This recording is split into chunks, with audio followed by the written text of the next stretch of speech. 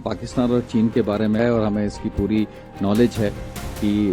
वो उनको सबमरीन दे रहे हैं और उसका जो काउंटर हमें जो करना है वो उसके लिए हम पूरे प्रयास कर रहे हैं और हमें मालूम है कि हमें क्या कैपेबिलिटीज चाहिए जो कि हम एंटी सबमरीन वॉरफेयर के एरिया में। जहां तक चीन का सवाल है, हाँ उनका तीसरा एयरक्राफ्ट कैरियर आ गया है, लेकिन जैसे मैंने आपको बताया हमारे खुद जहाज जो है अंडर कंस्ट्रक्शन है, जो डिलीवरी हो रही है अगले 2 सालों में, और नए जो जहाज हम AON जो हमें मिला है, जो कैपेबिलिटीज आएंगे अगले 5 से 7 साल में, तो 450 करोड़ जो है ऑलरेडी डिसबर्स हो चुका है। अब उसमें से हमारे AON जो है वही तकरीबन 2700 के हमने एक्सेप्टेंस ऑफ नेसेसिटी कर दी है और उसमें से हमने 16 कॉन्ट्रैक्ट भी कर दिए हैं, जो कि ऑलमोस्ट 1500 करोड़ के आसपास के हमने कॉन्ट्रैक्ट भी कर दिए हैं। काफी नई टेक्नोलॉजीज में इन्वेस्ट किया और हमें काफी अच्छे रिजल्ट भी मिले हैं। तो हमारा जो AONs है वही हमने अभी तक मतलब 198 तो चैलेंजेस जो हैं वो जो अप्रूव हो गई हैं, जिसमें कि DIO ने कमिट कर दिया है कम से कम 2000 करोड़ का कमिटमेंट, और उसमें से 450 करोड़ जो है वो डिसबर्स भी हो चुका है। डिसबर्समेंट तब शुरू होता है जबकि प्रोडक्ट में कोई जो भी विनर है उसको जब हम पैसा देना शुरू करते हैं, जैसे कि 1.5 करोड़ हुआ, depending on what kind of challenge it is. तो 450 करोड़ जो है ऑलरेडी डिसबर्स हो चुका है। अब उसमें से हमारे AON जो हैं वही तकरीबन 2700 के हमने एक्सेप्टेंस ऑफ नेसेसिटी कर दी है और उसमें से हमने 16 कॉन्ट्रैक्ट भी कर दिए हैं, जो कि ऑलमोस्ट 1500 करोड़ के आसपास के हमने कॉन्ट्रैक्ट भी कर दिए हैं। तो अगर आप देखिए सक्सेस रेट बहुत ही हमारा अच्छा है, और जो भी अभी बाकी 198 में से जो कि अभी AONs या कॉन्ट्रैक्ट्स नहीं हुए हैं, वो क्योंकि टेक्नोलॉजी डेवलप करने में टाइम लगता है। हम चैलेंज देंगे, हमें ये तो नहीं है कि वो 2 दिन में हमें वापस कर देंगे, तो 1-1.5 साल का टाइम लगता है, but we are seeing the results जो ओरिजिनल हमारे शुरू में चैलेंजेस हो गए थे। तो काफी नए प्रोडक्ट्स आ रहे हैं, अक्रॉस द डोमेन्स आ रहे हैं, और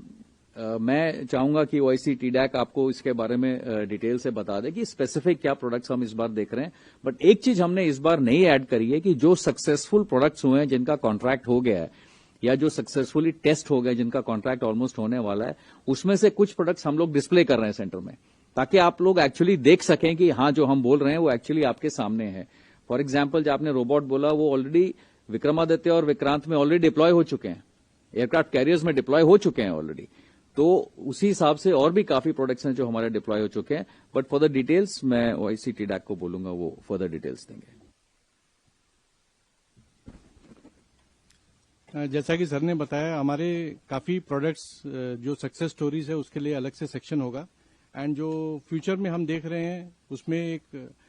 टेक्नोलॉजी जैसे high power microwave that we have launched the challenge during the last Swavlamban, उसके हम देखेंगे कि क्या प्रोग्रेस उसमें कर सकते हैं हम। Directed energy weapon and non RF communication where we can graduate into laser based और IR based communication and cloaks for camouflage. तो ये सारे चैलेंजेस हैं जो हमारे आप इंडस्ट्री से at various stage of development the project is not completed, they will come and showcase कि ये किस स्टेज पे हैं और किस तरीके से उस पर काम करके हमारे लिए वो काम कर रहे हैं।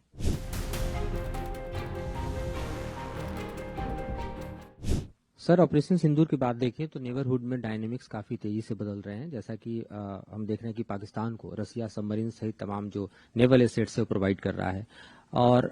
माफ कीजिएगा चाइना प्रोवाइड कर रहा है। और चीन की तरफ हम देखें तो मुझे नहीं पता था in terms of Russia it continue जी। और अगर आप चीन की तरफ देखें तो चीन 3rd एयरक्राफ्ट कैरियर फुजियान लेकर आ चुका है, जो कि एक अलग थ्रेट परसेप्शन को क्रिएट कर रहा है अगर हम 2 फ्रंट वॉर के तौर पर देखें तो आपने जो डाटा दिया कि हमारे वॉरशिप और हमारी फ्रिगेट्स और हमारी तैयारियां फ्यूचर रेडनेस क्या है, लेकिन अगर हम मेजर करें हम अपने 2 एडवर्सरीज को, उस लिहाज से हम कहां पर हैं और कितनी तेजी से हमें और ज्यादा आगे बढ़ने की जरूरत है, या फिर आपको लगता है कि और ज्यादा एयरक्राफ्ट कैरियर हमें और भी रेडी करने पड़ेंगे?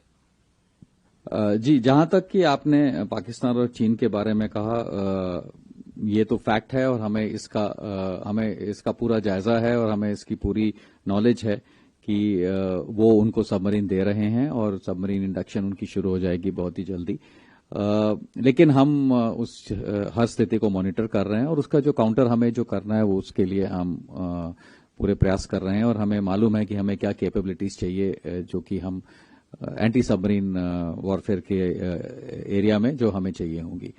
तो और भी जो कैपेबिलिटीज जो चीन से आ रही हैं या बाकी देशों से आ रही हैं पाकिस्तान के पास, उसका हम मॉनिटर कर रहे हैं और